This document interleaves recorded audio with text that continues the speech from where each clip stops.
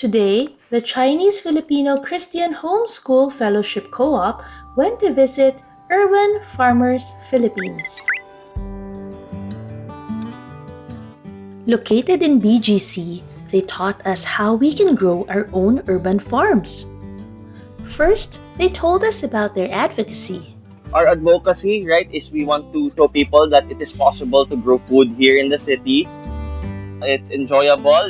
You can also transfer that knowledge to other people.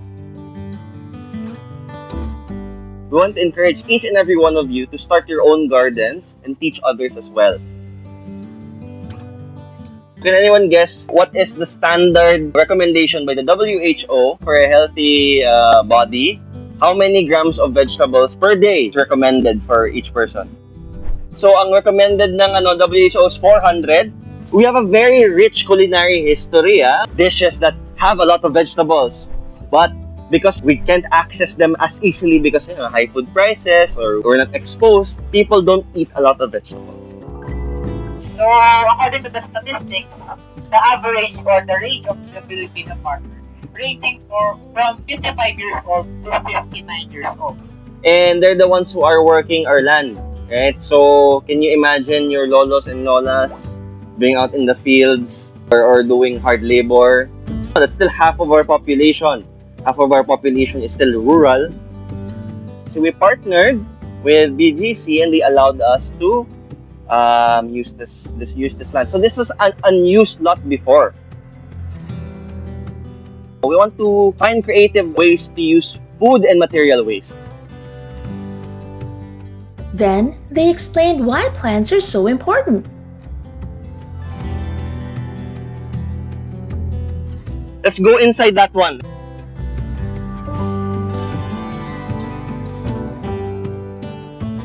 So, if you notice, it's considerably cooler under here.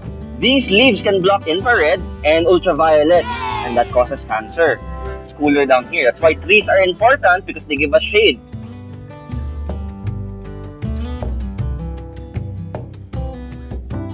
They also showed us around and introduced some of the edible plants they're growing in the farm.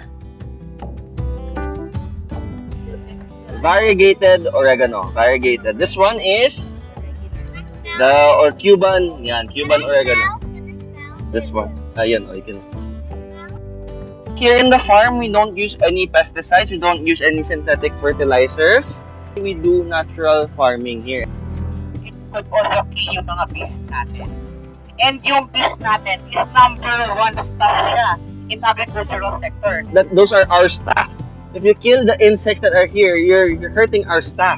We need those insects.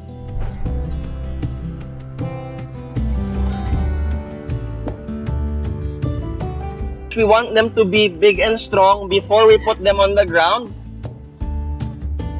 2 weeks for the leafy greens. Hydroponics fascinated some of the homeschoolers. We grow bacteria that digest the fish waste, that clean the water, and the bacteria poop out nutrients for the plants. The fish depend on the bacteria depend on the fish, the plants depend on both fish and the bacteria. So without the relationship between those plants, animals, and the bacteria, this whole system will fail. Have you tried planting in your house? Share your experience with us in the comment section below and I will reply to you as soon as possible. If you haven't tried planting yet, continue to watch and learn from what they have taught us.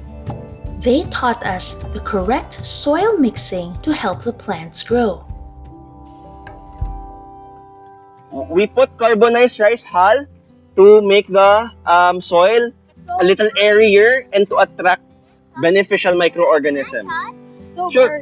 Yeah. Farmer Russell mentioned that this also contains nutrients for the plants, such as calcium and potassium. Where else can you find calcium and potassium in your body? In your bones, right? Right. So plants need that also. Ayan. This one is from coconuts. Yan, coconuts. Yan. It holds water so that the soil does not dry up too easily. Vermicast or worm poop. Yeah, that's the poop of the worms. You can touch it. It's fine. It's fine. So slimy. It's not dirty. Alright, so it's not dirty, right? For the adults also, we have to deprogram ourselves that soil is dirty. It's not. Soil is alive. Soil is supposed to be clean. 60% and CRH Yeah. with 20%. Each, alright. Three 3 parts of the worm poop, 1 part of the CRH, and 1 part of the coco peat. So now, we can mix the soil. Ayan, so you can use your hands. Yes. Yan, very good. Yeah. Yan, very good.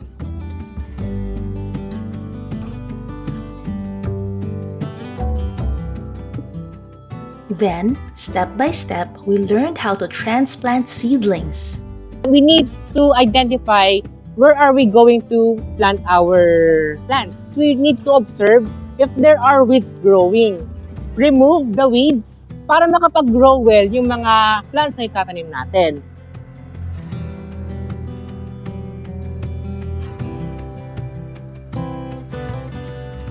Then after this, we have to add soil. We need to add yung sinoil mix natin kanina para makapag-complete tayo ng isang life cycle for our plants.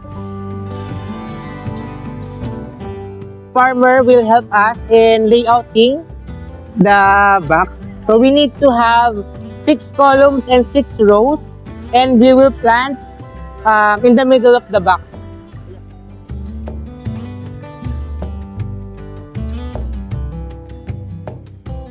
After that, we will do the transplanting.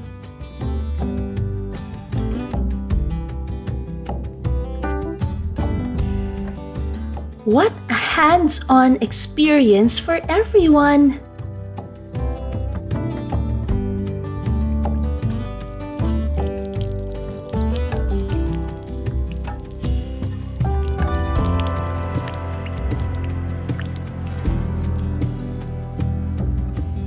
After some refreshments, the farmers quizzed everyone to check if we learned anything and gave away prizes. Sleeping hibiscus. Yes, sleeping hibiscus! This is your prize. Sky, what is this? Yeah, better give back a clap for hands. Better natin. Yes, Carbola slices. Yay! Yes, sir, the special prize for you. 2 weeks. Very good. Yes, you don't. Hey, yay! So, sino pa yung walang prize? Sino pa walang prize? Wow, very good. Here's your prize. They also let us keep our hats and gave us seedlings to bring home. For everyone. So, everyone will bring 1 plant on their way home. It was a fantastic morning indeed. We were the title farmers proudly, just as much as a doctor, architect, diba? Or an engineer. Diba? People should be proud that there are farmers, right? Because without farmers, without people who grow our food, walang doctors, engineers, office workers, or whatever. So we need to respect, uplift, and encourage our farmers. Thank you for watching. Please take this time to click like and subscribe or type in @RainFillTheSky in your YouTube app if you're not currently signed in. See you again in our next adventure.